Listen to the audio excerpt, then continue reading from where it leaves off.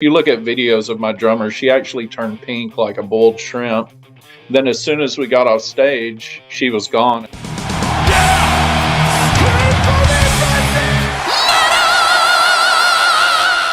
Hey everyone, welcome to the channel. My name is Belgian Jasper. If this is your first time in the channel, hit subscribe right now.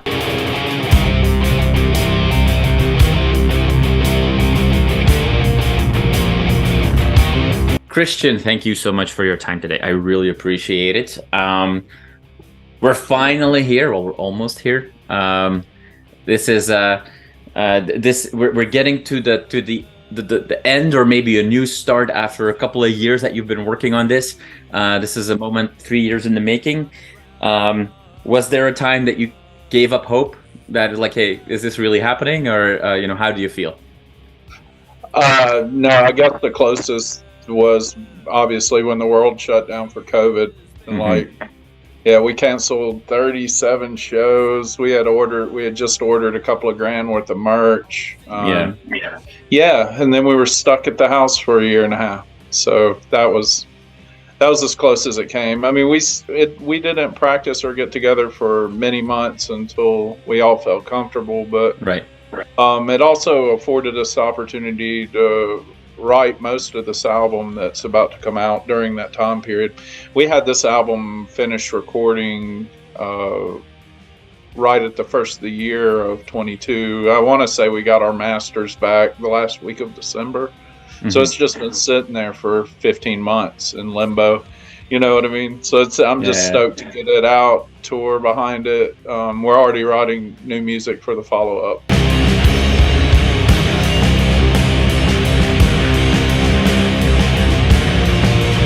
A lot of people in the heavy rock and metal world always eventually end up back at Sabbath as the key influence or the key starting point. With you guys, like some other bands that we're seeing getting some traction now, you go even beyond that. We hear the Yardbirds, we hear Jefferson Airplane, early Grand Funk even, but then we also hear Danzig and post-grunge, and even the Pixies at time when we listen to the whole album. Seamlessly mixing all these influences, like what's that like is that something that comes extremely natural, or with three people that bring different influences to the mix, is that sometimes a little tricky to make everything work nice as one cohesive work of art? We bounced ideas back and forth pretty frequently. Some straight up get rejected. I mean, so I've been just as guilty and be like, no, I don't like that. My bandmates do the same thing. Most of it's pretty organic. Andy, our drummer, does some lyric work. Me and Kelsey both do lyrics and write riffs, and we'll come to practice with maybe a verse and a bridge, or a verse and a chorus riff, and then build off that and bounce ideas back and forth. And then it turns out however it turns out. Our influences among the three of us are so varied. There's only a handful of bands that I think we could all agree on being that we all love. Basically, we're all over the place musically speaking, which is why it comes out the way it does. We never set out to be a thrash band or a stoner band, or we're not trying to do that. That's why even looking at label partnerships and other stuff moving forward, it's like we want to be more like the Melvins or Ween and just kind of put out whatever we want to put out. We're not your stoner rock band. I mean, we do have elements of that, heavy psych, for sure, metal, all that stuff. But our next album could very much be a goth album if that's what we wanted to write. I mean,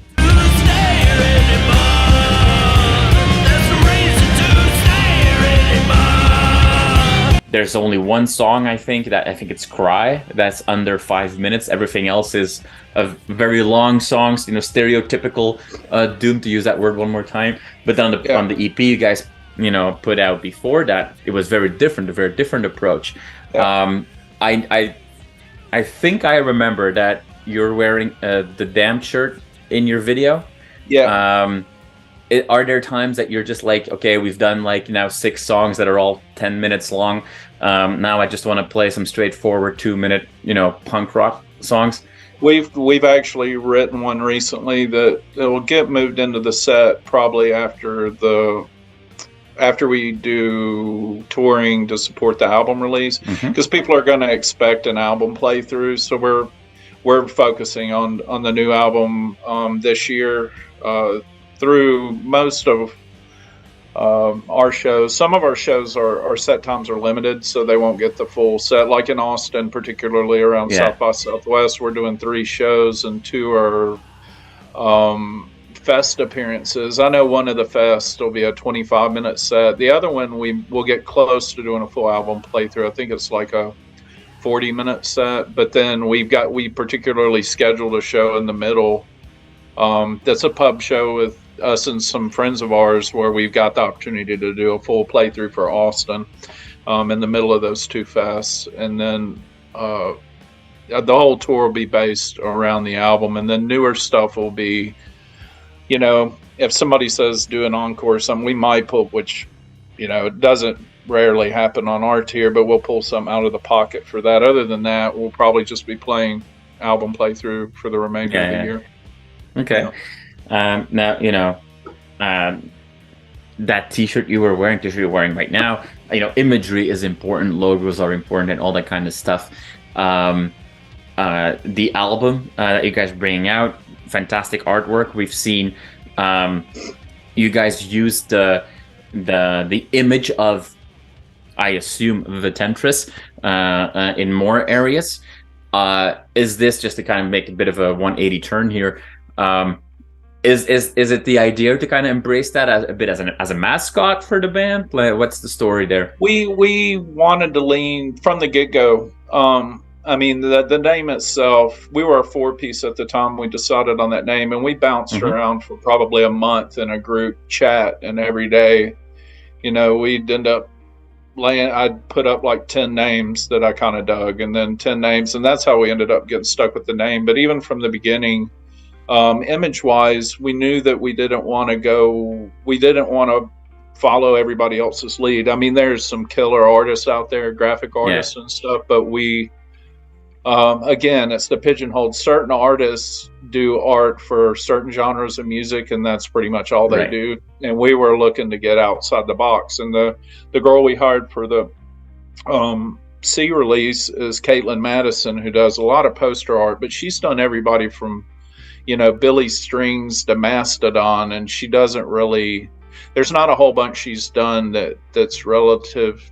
There's parts that are relative to us, but we were seeking somebody outside the box, and that was an artist that my bandmates were really fond of. I wasn't familiar with her at all. But that's how that came about. And I think the image, she actually told me what it was, but it's something biblical. It's from some story. I've got it in the email from her where she pulled that specific image from in her head, because we gave her a free art thing. We said, this is our album, we want to incorporate female imagery somehow, because we do that in all our merchandise to go with the song too. We're kind of like, we love grind and death metal and stuff, but that's another thing. Like one of the things we decided early on is we didn't want gore. We're not huge on skulls unless they're tastefully done. We don't want that stuff. We're not trying to appeal to the 200 stab wounds crowd. They're a great band, but you know what I'm saying. We're not the band to come to for Cannibal Corpse artwork or anything. Right.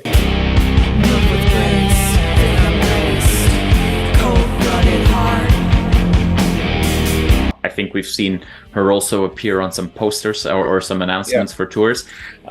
So we're gonna see that character being developed more with the band. I'm sure we'll probably incorporate it into some merch designs as well as tours for the rest of the year. We're also sitting on some other art as well. We've started making track art for every one of our songs. One of them was the first single, Serpentine, was just an image of a rattlesnake with a photo, an album. But we've got a single release coming on Friday, actually, and we've got a separate piece of art for that by a different artist. And then I just had one made for another song on the album track. But eventually we'll have 6 art pieces to use also as merchandise, but flyers and stuff that'll be track art specific, pretty much, that are more representative to the lyrics of the songs and stuff Yeah. Okay. Now you mentioned Serpentine, and that's the song that we've seen the video for. Without giving away too much for those that haven't seen it yet, it's another example of where heavy rock music and horror movies are a combination that continues to work really well.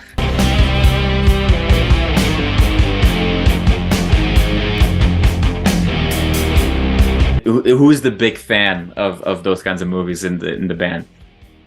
I'm pretty open to anything, but probably our drummer, and then the director. He's super into that stuff. The guy that directed it, we gave him just complete freedom. Like, I didn't take on anything with that video particularly. We kind of all have different duties in the band outside of just making music, but I helped shop for him, and then my bandmates pretty much took on the role of just sorting out the video. And then Serpentine, particularly Andy, our drummer, wrote all the lyrics to that, and she had an idea and a vision of what she wanted. So that video particularly is focused more on, she was there through the whole process. I was only a part of that video in the live shot in the beginning, the first half, and then they did scene shoots and all that. I wasn't even around. But again, she wrote the lyrics to that song, and her and the director had that vision, so that's how it came out. That song that's coming out Friday, I actually wrote the lyrics for, and then the same director shot the video, and then I had no part of it. I wasn't there for any of the making of it, and then it came out. It's pretty cool, but it's like, it's weird to have somebody else's. The director in particular, because when I wrote the song, you have a certain thought in your mind. Of course, yeah. You're writing these lyrics based on this experience or this feeling, and then when I got the storyboard and the thing was, it totally fits the song, but it's not even close to where I was mentally when I wrote that song. I was like, it just blindsided me. I was like, so that's what he gets out of my music. And that's cool, because music is totally subjective. I mean, you listen to anything, and you're thinking somebody's talking about, a grain of salt, and they're talking about, dirt on the driveway or something. I mean, for sure. Off. You don't know, but for sure. That was interesting to sit back and watch. Was that a good, reminder for you that it's not just the director of your music videos, but it is every single person that ever listens to your songs, that they will project some of themselves and their own experience onto your art as well? Has it ever happened that anybody comes to you saying oh, hey, I love this song for this and this reason, and it really speaks to me because of that, and it kind of completely surprises you because it's not at all what the song was written about?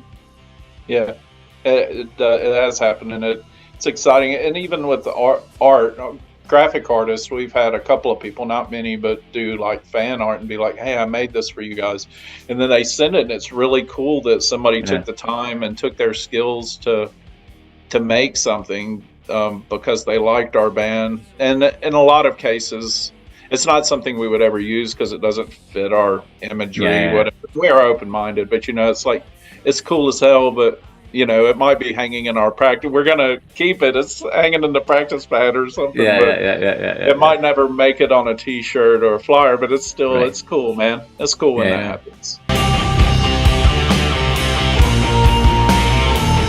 Serpentine. I really love the guitar sound on this album, and in a song like Waiting, it's because I'm a big Maiden fan, and I feel like in that song specifically, I hear some Maiden guitars in there, and it works so well. Is that something that I know that you're all passionate musicians, and you said that you were discussing for months to get to the name. Are you guys also discussing back and forth for a long time for sound details? What was that process like? We actually recorded this album twice. We started it in 2019, recorded it as a 4-piece, went through it, and then, like I said, 2020 hit, the studio closed, everything closed. And then when we started playing again, we actually, we reworked some of the lead work. Erica, our rhythm guitar player, left the band for personal reasons, and then it just changed the dynamic. So like little things, like I used to play a lot more clean bass riffs, and then because the rhythm guitar was gone, I started playing more chords on bass, and then I'd use my overdrive more to fill in for that rhythm guitar. So when she's taken off on lead work, it's still got the bass, but I've still got the heavy going behind it, where I didn't used to have to fulfill all of that. I had different roles. So that it took on a shape 2 times, actually. I think we ended up leaving some of the album from the original recording, but pretty much we paid to have it done twice. Kent is a wizard, obviously. He's a fabulous guitar player, and Wofat's a great band. And they're local and they're friends of ours, and he definitely has an ear for that stuff. And Kelsey is pretty stuck on her tone. I play guitar as well. I grew up playing guitar, more so than bass. I've only been playing bass in bands for about 5 years now, going on 6. But I've been playing guitar playing punk rock since I was 16 at keg parties. You know what I mean? So it's a different party, but. Kent really pulls through it. We didn't want to overproduce the record either, which was something that we bounced back and forth again. We didn't want it so raw that it sounded like a garage rock band, but at the same time, we weren't shooting for. We weren't trying to get like, a Sleep Token or Fear Factory type stuff that just sounds like. The drums are almost like electronic. I mean, nothing against those bands. I love Sleep Token. I love old Fear Factory, but we were trying to fall in more of a organic way. But at the same time, when we started pitching the album and playing it for some of our peers, some of the feedback we got was some people are like, man, that, like you said, oh, that sounds great. And then some people are like, it's a little too lo-fi for me. You know what I mean? And we've gotten both ends of the spectrum, but then I listen to those labels or those people and what they're into, and I go through their, either their catalog or just what they're into, and I totally get it, because we're not that, we don't have that specific sound. It's kind of like the stoner rock thing. We play with a lot of stoner rock bands. We're friends with a lot of them. We don't use major pentatonic scales. We don't tune in standard. It's just... We get in there. We don't write songs about weed. I don't know how we end up, they're a stoner rock band.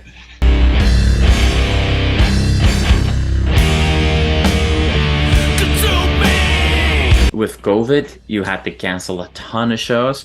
Now COVID is, we're not necessarily completely rid of COVID, but you're no longer necessarily blocked by COVID as much directly. Does that mean that we're going to see many more announcements for shows from you guys? Yeah, for sure. Especially this year. We've changed we like everybody else, when you came out of the pandemic and the world was reopening, we started getting show offers in spring of 21. And we didn't take. We had a band meeting, and our straight up, it was, we're waiting till everybody's double vaxxed, and 2 weeks later. And Kelsey was the last one of my guitarists, and she was 2 weeks. I want to say June 11th or something, 2021, and we started playing shows like right after that. Like I think we scheduled. We've done 100 shows since COVID. We did 60 in 21, and then we did 40. We only did 40 last year. We did more in 6 months in 21 than we did last year. But last year was a lot of behind the scenes stuff going on, video making, record contract negotiations, all this other stuff. So, and then this year we're slated to do about 75 shows. I think we booked 32 or 33 for our spring tour. We'll be doing a fall tour, and we're kind of leaving our summer open for writing and hopefully start recording again. But at the same time, if fests pop up and stuff, we may run and do that. We are, after last summer, we pretty much decided as a band that living in Texas is brutal in the summer. I don't know if you've ever been down here, but yeah, you don't want to be outside between July and September. So there was a moment last summer where our drummer actually suffered heat exhaustion. We took the stage at 6 p.m. at an outdoor festival in June, and it was 103 degrees on stage. I was covered in sweat. My guitar player was covered in sweat. If you look at videos of my drummer, she actually turned pink like a boiled shrimp. Then as soon as we got off stage, she was gone. And I asked my guitarist, I was like, where's Andy? And she's like, she's in the van. I didn't see her the rest of the night. And then after that, it was like, we can't do this. It is not worth it. You know, so we're we are open to doing shows that would be worth it, or traveling to and from a fest, but we're not doing that. We're also focusing more on longer tours and no more one-offs and weekends out. And we're cutting back on our home market substantially. I don't know. We've been at it for a long time, and we've played a ton of shows, and we're changing directions.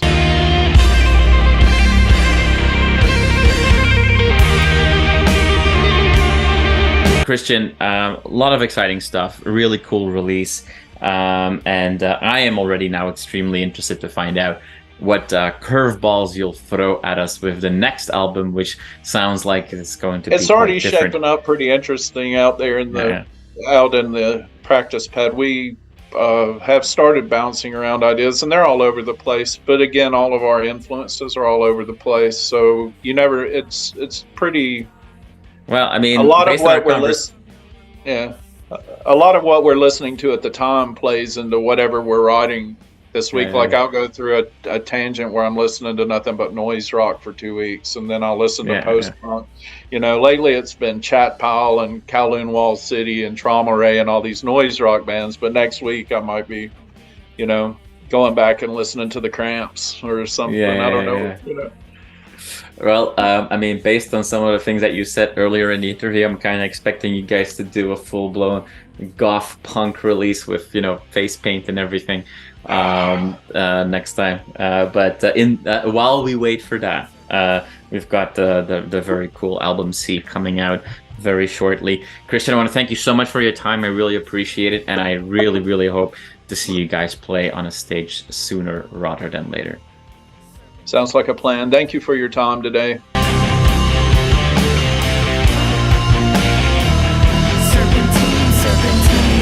You are awesome for watching this video. Click right here to see more content like it and subscribe to the channel.